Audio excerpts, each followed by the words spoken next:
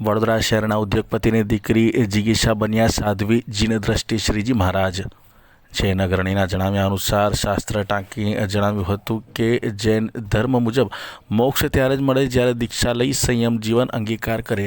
તેથી વડોદરાના ઉદ્યોગપતિ ગિરીશભાઈ શાહ અને પ્રજ્ઞાબેનની દીકરી જિગીશાબેન વડોદરાની મહારાજા સયાજીરાવ યુનિવર્સિટીમાંથી સાયન્સ ગ્રેજ્યુએટ બની અમદાવાદના જાણીતા આર્કિટેક્ટ શૈલ શાહ સાથે લગ્ન કર્યા હતા અને 2 દીકરાઓનો જન્મ થયો. પ્રજ્ઞાબેનના બહેને દીક્ષા લીધી હતી, તેથી તેમના પગલે પગલે બંને દીકરાઓએ દીક્ષા લીધી અને માસી મહારાજ જીનેન્દ્ર શ્રીજી મહારાજની પ્રેરણાથી જિગીશાબેનના બંને દીકરાઓએ મુંબઈ ખાતે દીક્ષા લીધી હતી અને પ્રવર ભૂષણ વિજયજી અને રત્નભૂષણ વિજયજી તરીકે જૈન મુનિ બની સુંદર મજાનું સંયમ જીવન જીવી આત્મકલ્યાણની આરાધના કરી રહ્યા છે.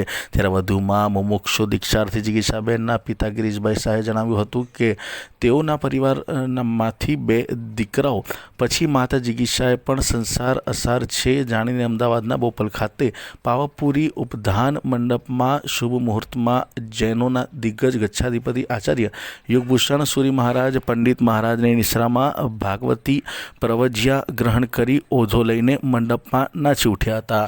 ત્યારે આ અંગે જૈન અગ્રણી દીપક શાહ છે તેઓએ પ્રતિક્રિયા આપતા શું જણાવ્યું તે સાંભળો.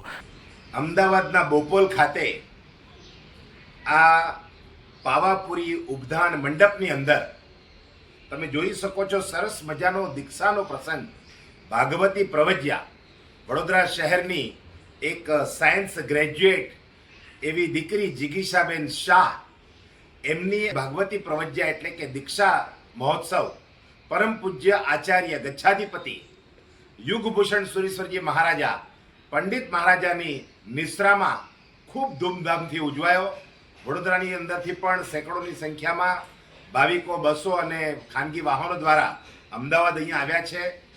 જિગીશાબેનની દીક્ષાની સાથે સાથે બીજી 4 દીક્ષા દિનેશભાઈ કોઠારી, વંશીબેન શાહ, કાજોલબેન અને ચોથી આ જિગીશાબેનની દીક્ષા.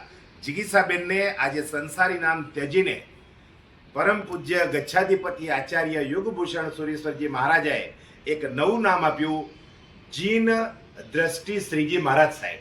એટલે હવે જિગીશાબેન નામ આ સંસારમાંથી લુપ્ત થઈ જશે અને જીન દ્રષ્ટિ જિગીશાબેનનું નામ જીન દ્રષ્ટિ શ્રીજી મહારાજ સાહેબ.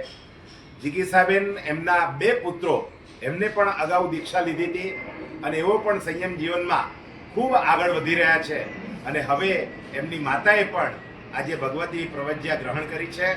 જૈન સમાજ ખૂબ જ આનંદની લાગણી અનુભવે છે અને દીક્ષાર્થીનો જય જયકાર આવા ગગનભેદી નારાથી વાતાવરણ ખૂબ જ પ્રફુલ્લિત અને મનોમત. હમણાં 3 દિવસના મહોત્સવ, ગઈકાલે સરસ મજાનો દીક્ષા માટેનો વર્ષીદાનનો વરઘોડો નીકળ્યો અને ત્યારબાદ અંતિમ વિદાય થઈ અને આજે દીક્ષા ગ્રહણ કરવામાં આવી. દીપક શાહ.